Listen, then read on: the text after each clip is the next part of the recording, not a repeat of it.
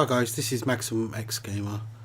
Welcome back. This is part 2 of a 3-part video series showcasing my collection of head knockers, specifically the Extreme head knockers, which is a collection that's made by a company called NECA.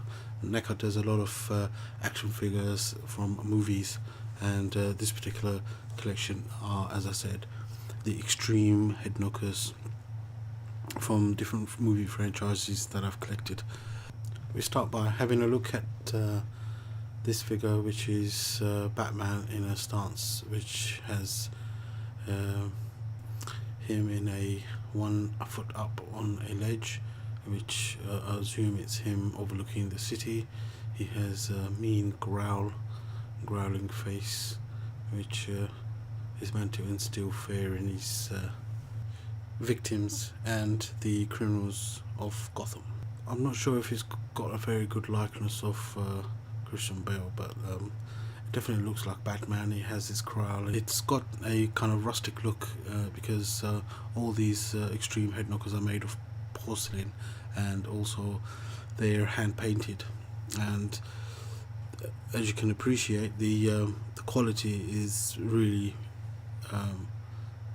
high end, and as it's hand painted as well, the detail they've managed to incorporate into the sculpture is quite impressive.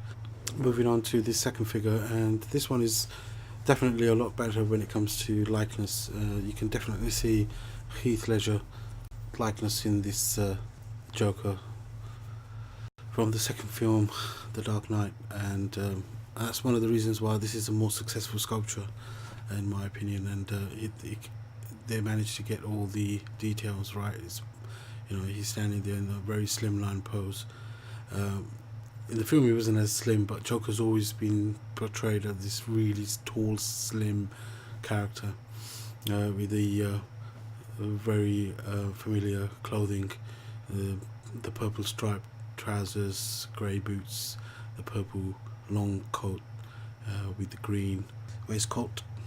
And yeah, I mean, I've checked recently on eBay, and it turns out that this one has gone up quite a bit in value. The last listing I've seen of this is something like £60.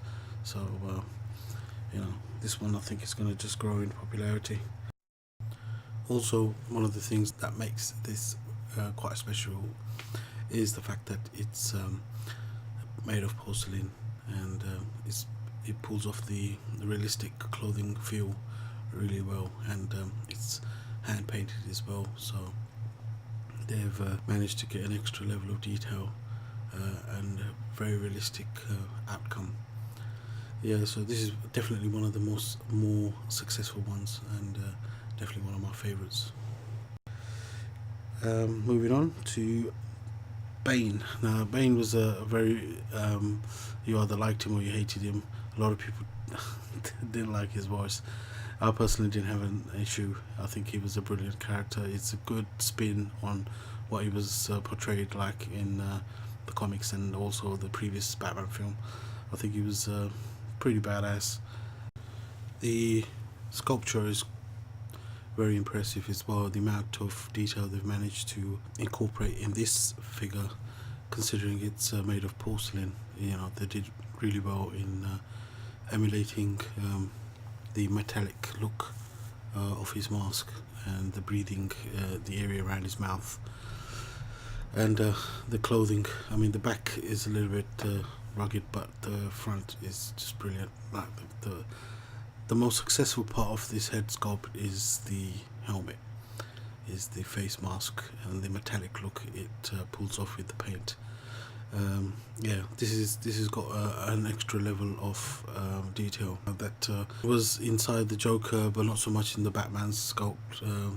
But definitely here, this is the most detail that out of the three, they managed to capture the essence of Bane from Batman Rises.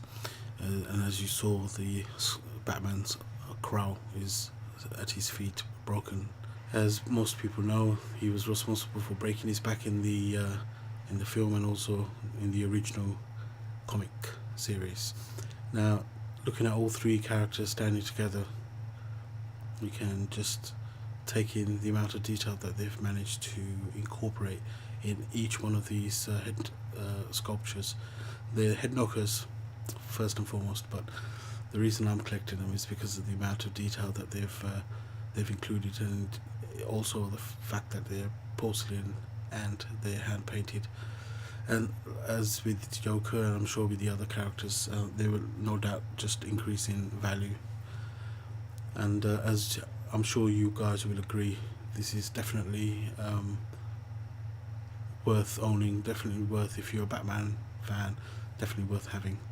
You can still buy the Batman and even Bane at quite a reasonable price, but you'll have to search around for it, and the longer you leave it, the harder it will to be able to find it, especially when the new franchise comes out. So it's definitely recommended, but definitely worth going out and buying if you haven't already, and it's definitely worth adding to your collection. Well guys, if you like this second video, don't forget to check out the first one and give us a thumbs up. Also check out my Facebook page, which is a new thing I've added. Click like, and positive comments are always welcomed. This is Maximum X Gamer. Catch you next time.